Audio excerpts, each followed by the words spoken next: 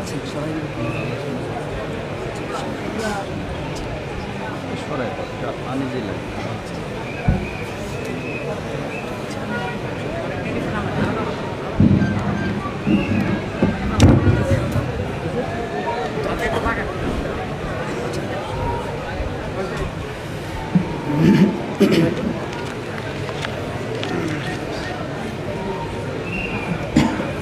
Signal দিয়ে দেবো। Signal দিতে হবে না, জাস্ট 35 বাজে তো 9:45 আমি শেষ করে দিচ্ছি, ওইভাবে পরে আলোচনা নিয়ে আসবো।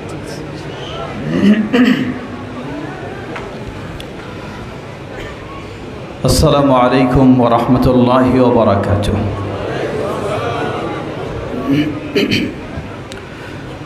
إن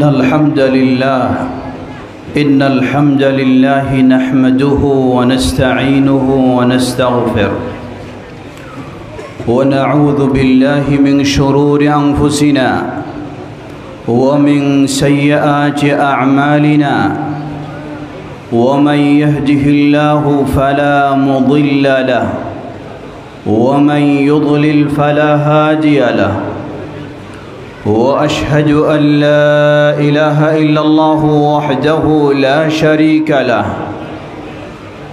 وأشهد أن محمدًا عبده ورسوله يا أيها الذين آمنوا اتقوا الله حق تقاته ولا تموتن إلا وأنتم مسلمون أما بعد فإن خير الحديث كتاب الله وخير الهدي هدي محمد صلى الله عليه وسلم وشر الأمور محدثاتها وكل محدثة بدعة وكل بدعة ضلالة وكل ضلالة في النار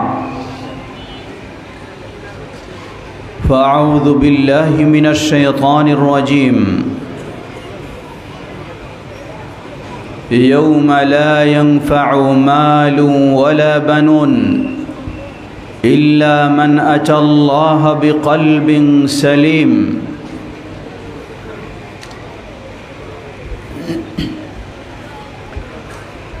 হাবরুল উম্মাহ মডেল মাদ্রাসা ও আসমা বিনতে আবু বকর রাদিয়াল্লাহু আনহু মহিলা মাদ্রাসা কর্তৃক আয়োজিত তৃতীয় বার্ষিক সম্মেলন হুদাল লিন্নাস কনফারেন্স 2024 এর সম্মানিত সুযোগ্য সভাপতি আমাদের অত্যন্ত প্রিয় ভাই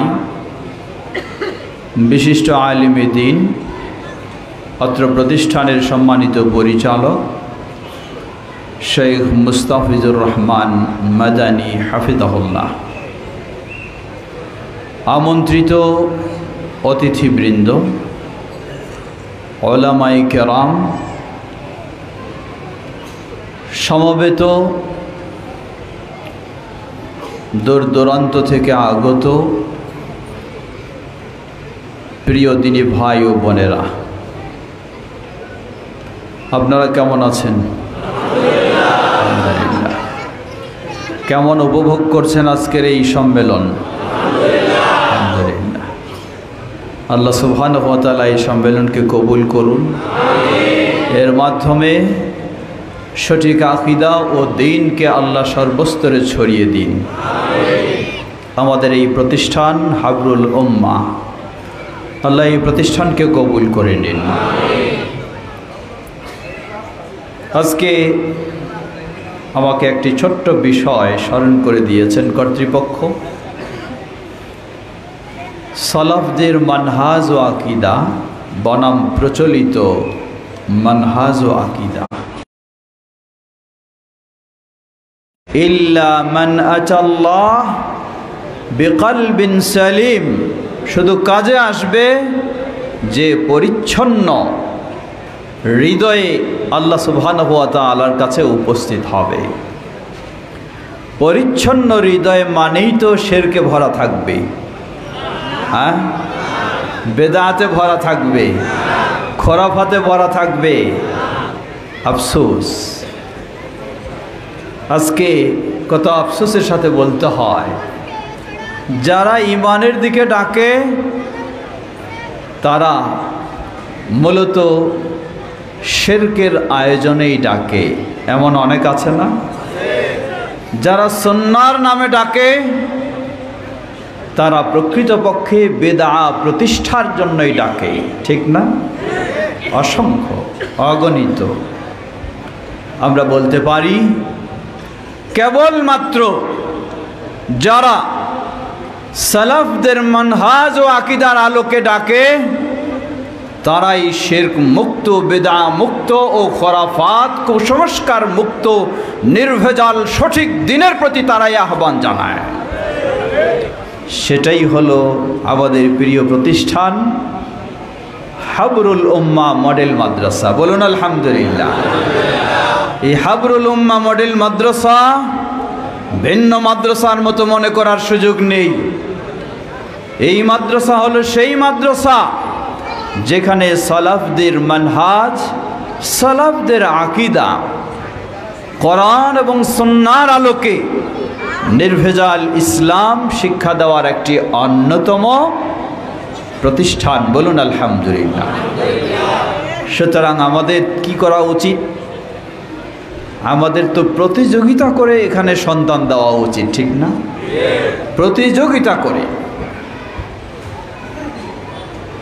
এই প্রতিষ্ঠানের প্রতি সকলের আমাদের সুদৃষ্টি রাখা উচিত। আমি মনে করি আপনারা সকলেই রাখেন তো? আল্লাহ সবাইকে আরো বেশি সুদৃষ্টি রাখার তৌফিক দান করুন।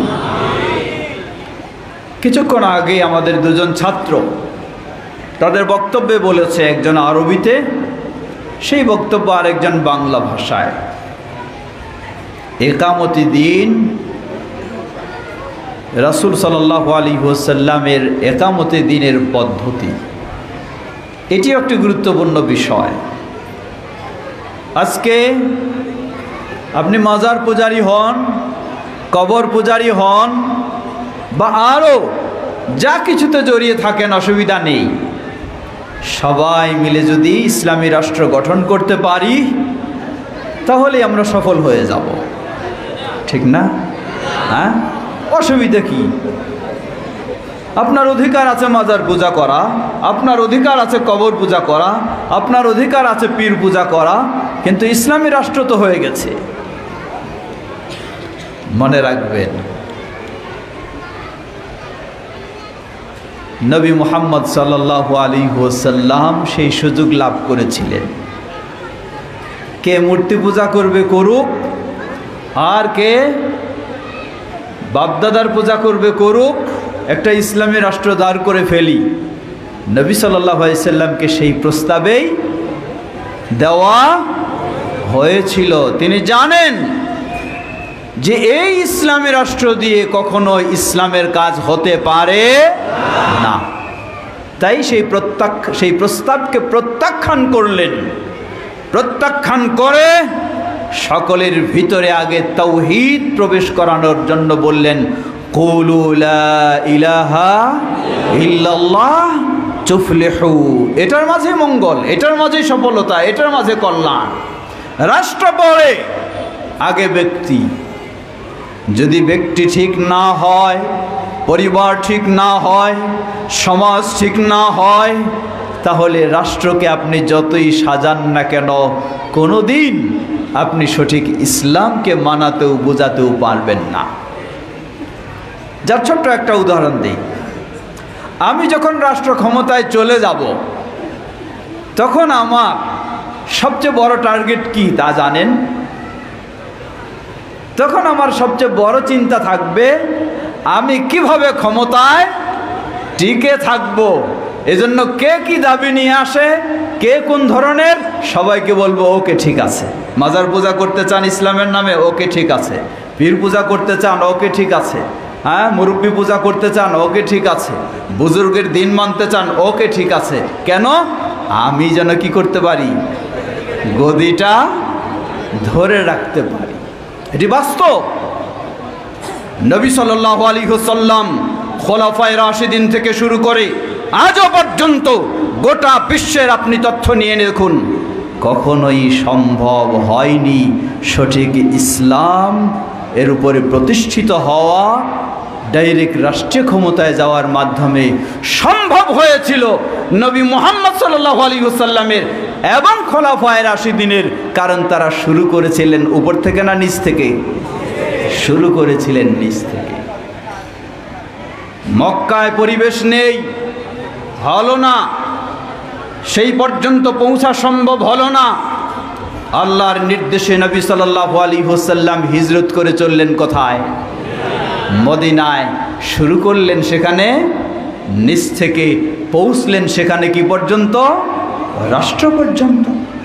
অবশ্যই বলবো ইসলাম পরিপূর্ণ জীবন ব্যবস্থা, অবশ্যই রাষ্ট্রের প্রয়োজন, কিন্তু এর অর্থ এটি মনে করবেন না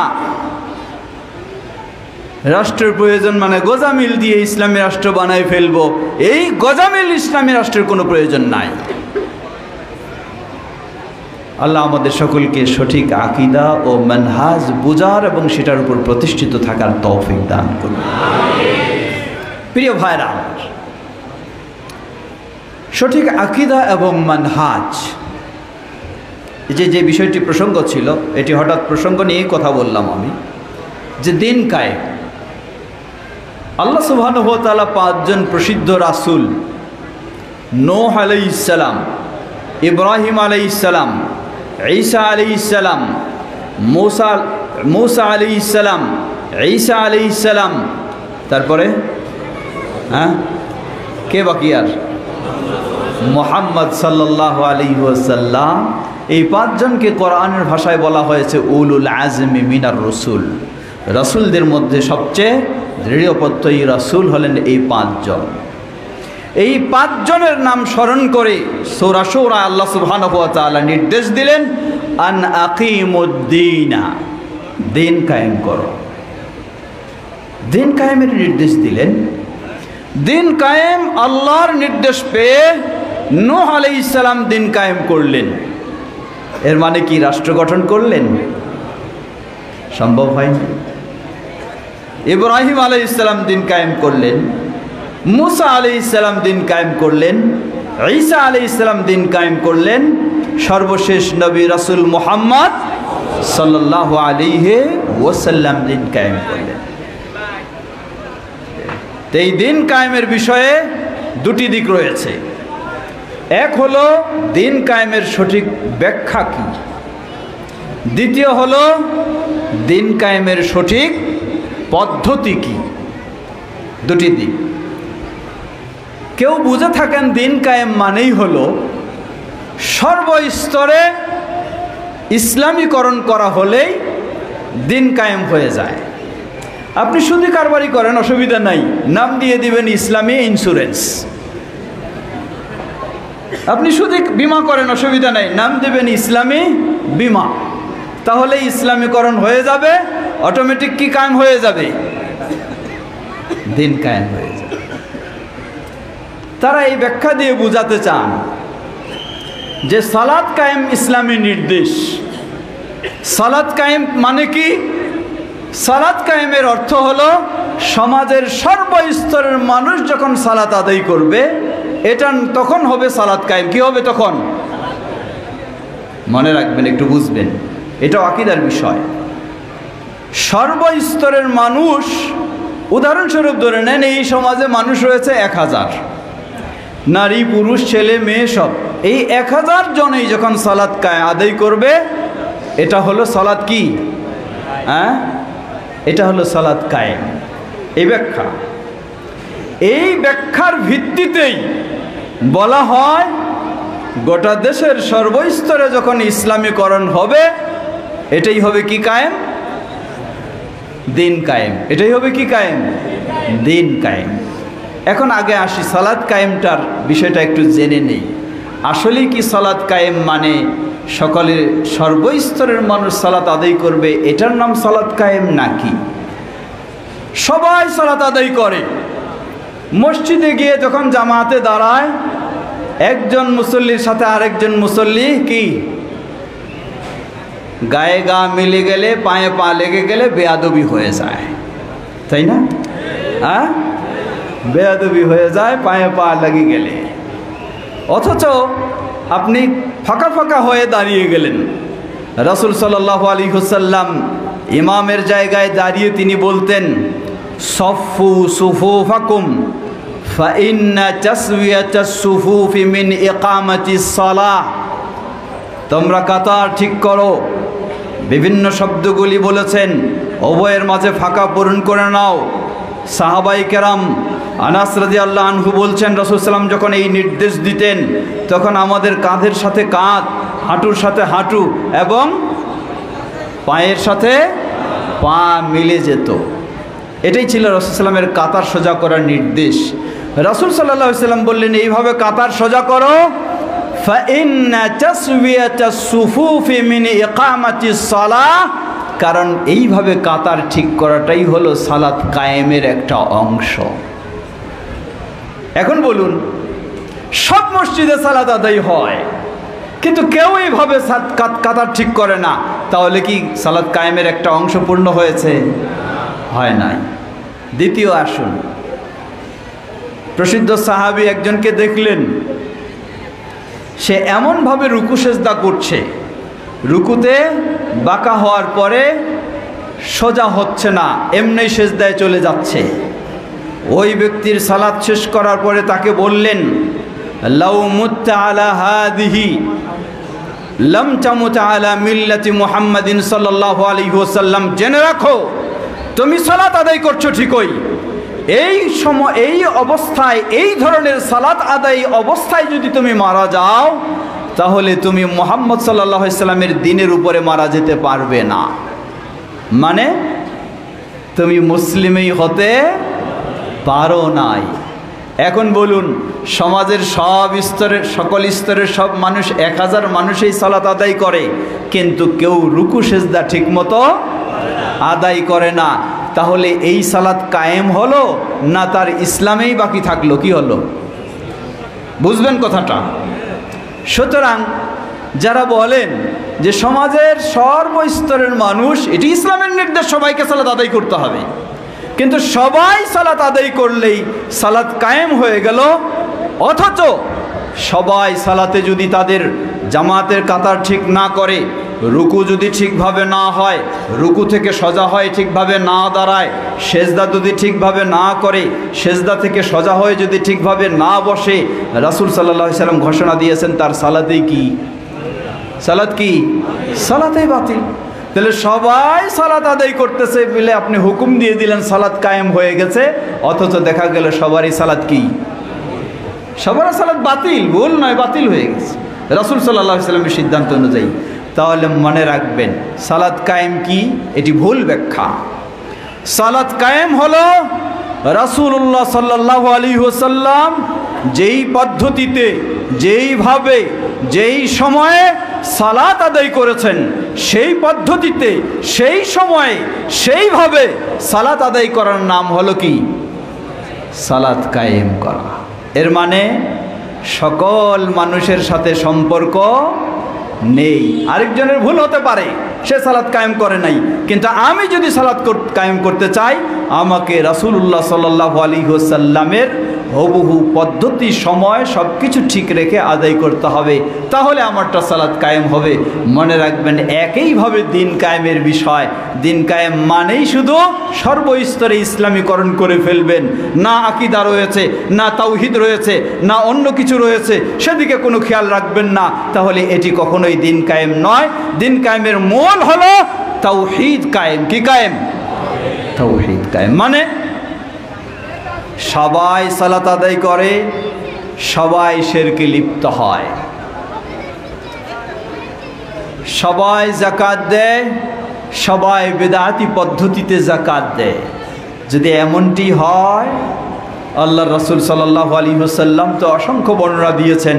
স্বয়ং নবী সাল্লাল্লাহু আলাইহি ওয়াসাল্লাম, স্বয়ং আল্লাহ সুবহানাহু ওয়া তাআলা স্পষ্ট, ইন্নাহু মান ইউশরিক বিল্লাহ ফাকাদ হাররামাল্লাহু আলাইহিল জান্নাহ। সালাত আদায় করছেন, অপরদিকে জান্নাত আপনার হারাম হয়ে যাচ্ছে। কেন? যে আপনি তাওহীদের উপর প্রতিষ্ঠিত না থাকতে পেরে শিরকে লিপ্ত হওয়ার কারণে আপনার সব বাতিল হয়েছে।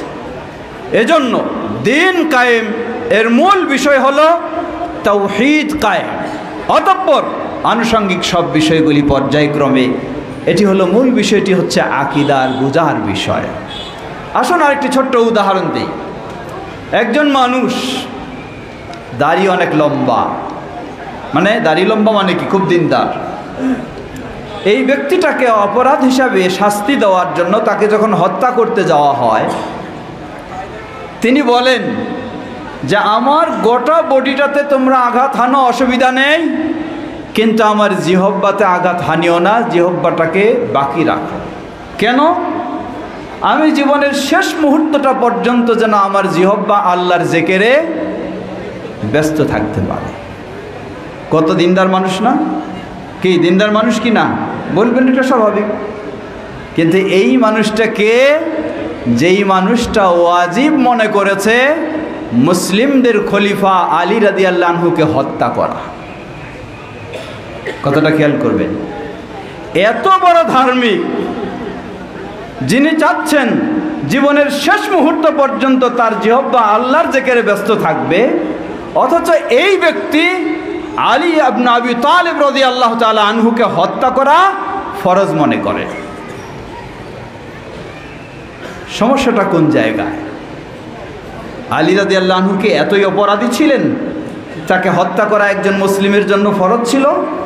নাউযুবিল্লাহ। কি নাউযুবিল্লাহ, হতে পারে না। সমস্যাটা কোন জায়গায়? সমস্যা হলো আকীদার জায়গায়, আকীদার জায়গায়। এই জন্য আকীদার বিষয়টি এত গুরুত্বপূর্ণ। এই আকীদার কারণে আপনার সম্পূর্ণ দিনের রূপটাই আপনার পরিবর্তন হয়ে যাবে। আকীদার পরিবর্তনের কারণে, আকীদার ভিন্নতার কারণে আপনার কাছে ইসলামই বিকৃত হয়ে যাবে। যার কারণে দেখুন আরেকটি উদাহরণ, এটি তো অতীতের উদাহরণ, বর্তমান উদাহরণ দেখুন। একজন ব্যক্তি 12ই রবিউল আউয়ালে রাজপথে মিছিলে স্লোগান দিচ্ছে যে মুহাম্মদ সাল্লাল্লাহু আলাইহি ওয়াসাল্লামকে আমাদের মতো মানুষ বলবে সে মুসলিম না কাফের? হ্যাঁ বলুন কি? 12ই রবিউল আউয়ালে রাজপথে মিছিল চলছে, জশ্নে জুলুস চলছে, স্লোগান হচ্ছে যে নবীকে মানুষের মতো মানুষ মনে করবে সে কি? কাফের। বিষয়টা কি এটা না উল্টা? এটা না উল্টা? অথচ সেই ব্যক্তি যুদ্ধ করতে প্রস্তুত, জিহাদ করতে প্রস্তুত ওই আকীদার উপরে আপনার বিরুদ্ধে। তাহলে লক্ষ্য করুন আকীদার বিষয়টি কত গুরুত্বপূর্ণ। প্রিয় ভাইরা আমার, সময় যেহেতু আমাদের সীমাবদ্ধ, ফিরে আসি। আমার বিষয়টি ছিল সালাফদের মানহাজ ও আকীদা বনাম প্রচলিত মানহাজ ও আকীদা। কোনো সন্দেহ নেই সালাফদের মানহাজ ও আকীদা শতভাগ নির্ভেজাল এবং সঠিক, ঠিক কিনা? কারা সালাফ? সালাফ হলেন আমাদের সর্বপ্রথম শ্রেণীর, যারা আমাদের পূর্বে অতীত হয়ে গেছেন তাদেরকে সালাফ বলা হয়। আমাদের প্রথম শ্রেণীর মধ্যে তারা হলেন নবী সাল্লাল্লাহু আলাইহি ওয়াসাল্লামের সাহাবায়ে কেরাম। অতঃপর পর্যায়ক্রমে যারা আমাদের পূর্বে রয়েছেন, সেই সালাফদের মাঝে প্রসিদ্ধ ইমাম যারা ছিলেন সাহাবী তাবেঈদের পরেই ইমাম আবু হানিফা রাহিমাহুল্লাহ, তিনিও আমাদের সালাফ। ইমাম মালিক রাহিমাহুল্লাহ, তিনিও আমাদের সালাফ। ইমাম শাফি রাহিমাহুল্লাহ, তিনিও আমাদের সালাফ। ইমাম আহমদ বিন হাম্বল রাহিমাহুল্লাহ, তিনিও আমাদের সালাফ। কিন্তু আফসোস করে বলতে হয় বিশ্বব্যাপী হানাফি মাযহাবের ভাইদের মাঝে ইমাম আবু হানিফার তাওহীদি আকীদা নেই। মালিকি মাযহাবের ভাইদের মাঝে ইমাম মালিক রাহিমাহুল্লাহর সেই তাওহীদি নির্ভেজাল আকীদা নেই। শাফি মাযহাবের মাঝে ইমাম শাফি রাহিমাহুল্লাহর সেই তাওহীদি নির্ভেজাল আকীদা নেই। শুধু হাম্বলি মাযহাবের মানুষদের মাঝে ইমাম আহমদ বিন হাম্বল রাহিমাহুল্লাহর সেই তাওহীদি নির্ভেজাল আকীদা রয়েছে, যতটুকু জানি বাস্তবতায় এবং তাদের বই পুস্তকে। এছাড়া বাকি তিন মাযহাবের অনুসারীদের মাঝে সেই তাওহীদি আকীদা নেই।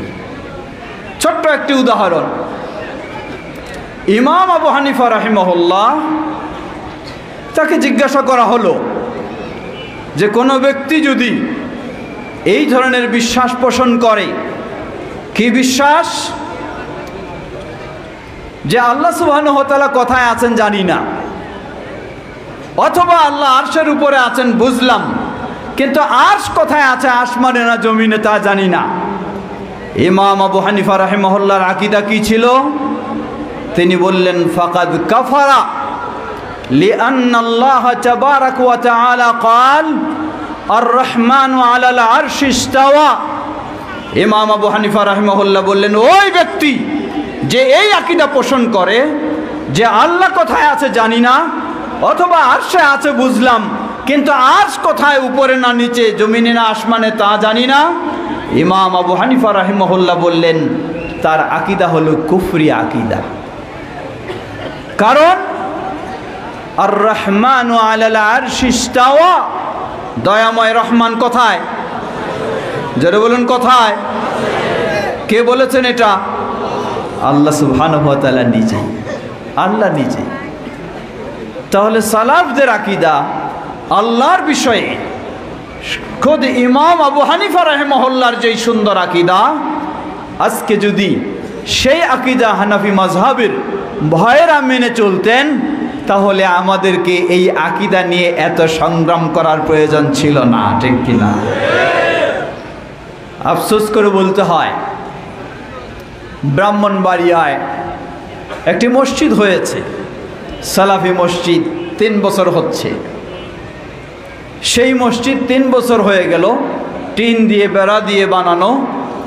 3 বছর পর তারা একটু কিছু সাহায্য সামর্থ্য পেয়ে এখন একটু ফাউন্ডেশন দিয়ে মসজিদটা বানানোর চেষ্টা করছেন। এই সুযোগটাই নিয়ে ফেললেন তারা, সব কিছু দখল করার, লুট করার একটি মোক্ষম সুযোগ নিয়ে বিভিন্নভাবে কঠিন পরিস্থিতি তৈরি করলেন। সেই পরিস্থিতিতে ঘরে ঘরে লিফলেট বিতরণ করা হচ্ছে। কিসের লিফলেট? আহলুল হাদিসদের ভ্রান্ত আকীদার লিফলেট। ভ্রান্ত আকীদা কি? সেখানে অনেকগুলি বিষয় রয়েছে, তার মাঝে একটা লক্ষ্য করুন যে আহলুল হাদিসেরা ইমাম আবু হানিফা রাহিমাহুল্লাহকে গালিগালাজ করে। কথা সত্য না মিথ্যা? কথা সম্পূর্ণ আমরা বলবো ডাহা মিথ্যা। বরং আমরা চ্যালেঞ্জ করে বলতে পারি, ইমাম আবু হানিফা রাহিমাহুল্লাহর যে মানহাজ ছিল, ইমাম আবু হানিফা রাহিমাহুল্লাহর যে আকীদা ছিল, আজকে বাংলার বুকে সেই শক্তিকারী নির্ভেজাল আকীদা ও মানহাজ যারা গ্রহণ করে, যারা সেটাকে প্রচার করে, তারাই হচ্ছে আহলুল হাদিস বা সালাফিরা। বলবেন কিভাবে? একটু আগে উদাহরণ দিলাম, ইমাম আবু হানিফা রাহিমাহুল্লাহ যারা আল্লাহকে সর্বত্র বিরাজমান বলে বিশ্বাস করে, তাদেরকে এই আকীদাকে ইমাম আবু হানিফা রাহিমাহুল্লাহ কুফরি আকীদা বলে ঘোষণা দিয়েছেন। ইমাম আবু হানিফা রাহিমাহুল্লাহর মানহাজ কি ছিল হাদিস মানার ক্ষেত্রে? ইমাম আবু হানিফা রাহিমাহুল্লাহ বলেন, জেনে রাখো, ইযা সাহহাল হাদিস ফাহুয়া মাযহাবি। পৃথিবীর বুকে কোথাও কোনো সময়ে কোনো জায়গায় কারো কাছে যদি কোনো হাদিস সহিহ বলে প্রমাণিত হয়, আমি আবু হানিফা ডিক্লারেশন দিয়ে যাচ্ছি, সেটাই হলো আমার মত ও পথ। বলুন আলহামদুলিল্লাহ। এটা ছিল ইমাম আবু হানিফা রাহিমাহুল্লাহর মানহাজ। না পাওয়ার কারণে হতে পারে ভিন্ন অবস্থানে গেছেন কোথাও, কিন্তু তিনি তার অবস্থানটা ক্লিয়ার করেছেন। আজকে বাংলার বুকে শুধু নয়, গোটা বিশ্বের বুকে আহলুল হাদিস বা সালাফি তাদের আকীদার বিষয়টি একটু চিন্তা করে দেখুন, তাদের মানহাজের বিষয়টি একটু চিন্তা করে দেখুন। তারা সর্বত্রই স্পষ্ট তাদের ঘোষণা, আমরা ইসলাম মানতে চাই কোরআন এবং কোন হাদিসের আলোকে? সহিহ হাদিসের আলোকে। সুতরাং বলতে পারি আমরা ইমাম আবু হানিফা রাহিমাহুল্লাহকে খারাপ জানা তো দূরের কথা, বরং বাস্তবে ইমাম আবু হানিফা রাহিমাহুল্লাহর মানহাজ অনুযায়ী হাদিস গ্রহণ করে থাকে আহলুল হাদিসেরাই। আরো ছোট্ট দুটি উদাহরণ দিই। বাংলার বুকে ছড়িয়ে ছিটিয়ে বিক্ষিপ্ত থাকা আহলুল হাদিসদেরকে যিনি এক প্ল্যাটফর্মে সমবেত করেছিলেন, সেই 1946 সালে সেই রংপুরের হারাগাছ ময়দানে বিশাল কনফারেন্সের মাধ্যমে তিনি আহলুল হাদিসদের জন্য একটি প্ল্যাটফর্ম তৈরি করে দিলেন। সেটি হচ্ছে জমইয়ত আহলুল হাদিস। সেই আল্লামা আব্দুল্লাহিল কাফি আল কুরাইশি রাহিমাহুল্লাহ বাংলার বুকে বাংলা একাডেমি থেকে যাকে সর্বপ্রথম সাহিত্যে, বাংলা সাহিত্যে পুরস্কার ঘোষণা করা হয়, পুরস্কার দেওয়া হয়, তিনি হলেন সেই গবেষক, সেই সাহিত্যিক, সেই দাঈ ইলাল্লাহ আল্লামা আব্দুল্লাহিল কাফি আল কুরাইশি রাহিমাহুল্লাহ। বাংলার বুকে জমিয়তে আহলে হাদিসের সর্বপ্রথম প্রেসিডেন্ট ছিলেন সেই আল্লামা আব্দুল্লাহিল কাফি আল কুরাইশি রাহিমাহুল্লাহর একটি অত্যন্ত গুরুত্বপূর্ণ মূল্যবান পুস্তক বই, সেটি হচ্ছে অনুসরণীয় ফেরকাবন্দি বনাম অনুসরণীয় ইমামদের নীতিমালা। সেখানে খুলে দেখুন ইমাম আবু হানিফা রাহিমাহুল্লাহকে কত মর্যাদা দিয়ে তাকে উল্লেখ করেছেন, তার বিষয়গুলি তুলে ধরেছেন এবং ইমাম আবু হানিফা রাহিমাহুল্লাহর সেই মূল্যবান বক্তব্যগুলি তুলে ধরেছেন, যেটি প্রমাণ করে আহলুল হাদিসেরা কখনো ইমাম আবু হানিফা রাহিমাহুল্লাহকে সম্মান ছাড়া কোনোদিন খারাপ জানে না। যদি বলা হয় এটি তাদের একটি মিথ্যা অপবাদ ছাড়া কিছুই নয়। ঠিক একইভাবে আমি আরেকটু প্রমাণ দিতে পারি। আমার আরেকটি ছোট্ট বই লেখা রয়েছে, সেটিও বাজারে পাওয়া যায়, অনলাইনেও পাওয়া যায়। সুন্নতে রাসূল সাল্লাল্লাহু আলাইহি ওয়াসাল্লাম ও 4 ইমামের অবস্থান। খুলে দেখবেন সেখানে ইমাম আবু হানিফা রাহিমাহুল্লাহর অবস্থানটাকে কতই সুন্দরভাবে আমরা তুলে ধরেছি। শুধু এটুকুই নয়, বরং বাংলার বুকে ইমাম আবু হানিফা রাহিমাহুল্লাহর তাওহীদের অবদানের বিষয়ে আমার নিজের পিএইচডি যেটা গবেষণা, সেটি হচ্ছে ইমাম আবু হানিফা রাহিমাহুল্লাহর, যেটি আমাদের কোনো হানাফি ভাইয়েরা আজ পর্যন্ত গবেষণা করেন নাই। সেটি প্রমাণ কি করে?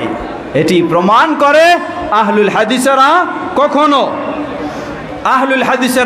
কখনো ইমাম আবু হানিফাকে, ইমাম আবু হানিফা রাহিমাহুল্লাহ বলুন অথবা ইমাম মালিক বলুন, ইমাম শাফি বলুন, ইমাম আহমদ বিন হাম্বল বলুন, সেই প্রসিদ্ধ ইমামদেরকে তারাই একমাত্র যথাযথ সম্মান করে থাকে এবং তাদের সঠিক কোরআন ও সুন্নাহর আলোকে মূল্যায়ন করে থাকে, ঠিক কিনা? কারণ তারা কারোর প্রতি অন্ধ অনুসারীও নয়, আবার কারোর প্রতি তারা বিদ্বেষীও নয়। সুতরাং আমরা বলবো, আমরা যদি ফিরে যেতে পারি সেই প্রকৃত সালাফদের আকীদা ও মানহাজের দিকে, তাহলে আজকে আমরা বলতে পারবো এই হাবরুল উম্মাহ মডেল মাদ্রাসায় যে তাওহীদের শিক্ষা দেওয়া হয়, যে মানহাজের শিক্ষা দেওয়া হয়, যে আকীদার শিক্ষা দেওয়া হয়, সেটি খুব সহজেই বাংলার বুকে প্রতিটি মানুষের কাছে সেই আকীদা খুব সহজেই ফিরে আসবে, যদি আমরা সেই ইমামদের আকীদা ও মানহাজে ফিরে আসতে পারি। আল্লাহ আমাদের সকলকে সে তৌফিক দান করুন। আপনারা অনেকজনেই দূর দূরান্ত থেকে এসেছেন, আবার ফিরে যাবেন, তাই কর্তৃপক্ষ চেষ্টা করেছে নির্দিষ্ট সময়ের মধ্যে শেষ করতে।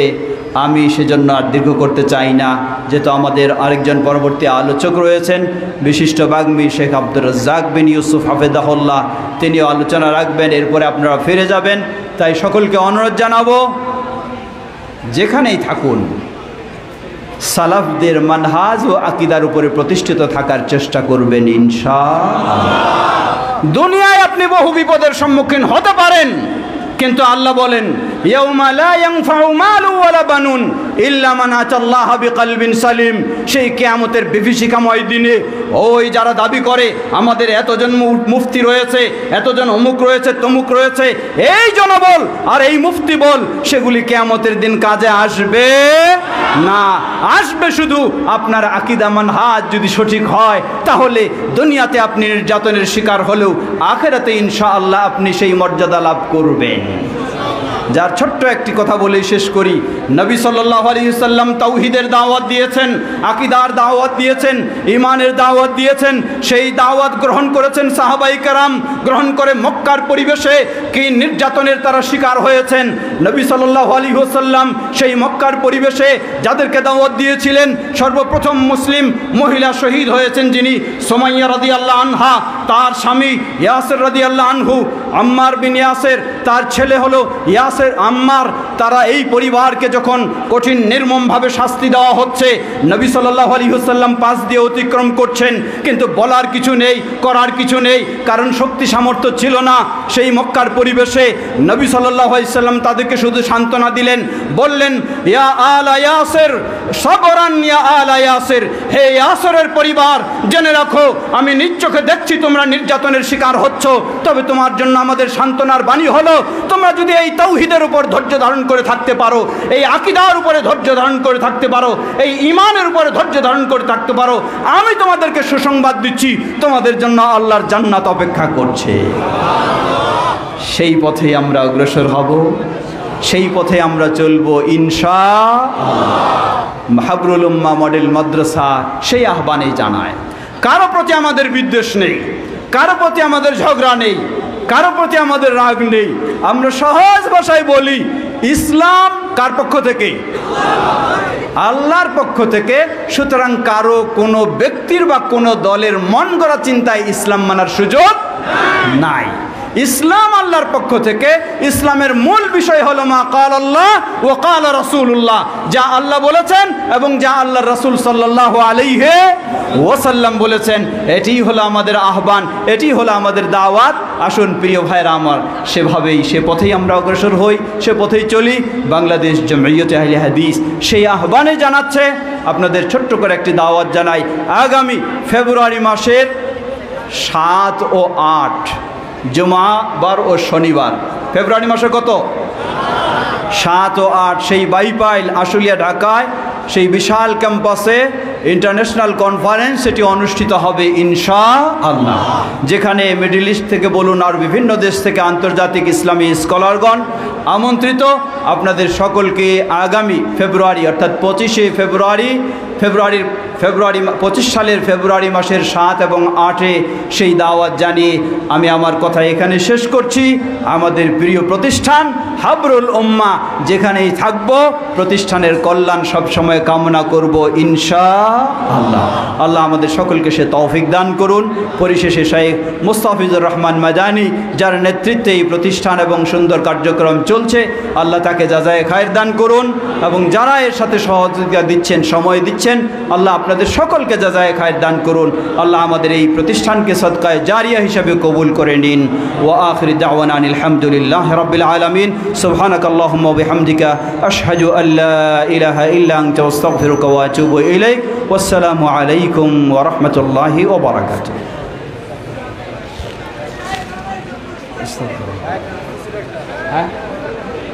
এইভাবে প্রশ্ন থাকলে এইভাবে প্রশ্ন থাকলে প্রশ্ন লিখে পাঠান।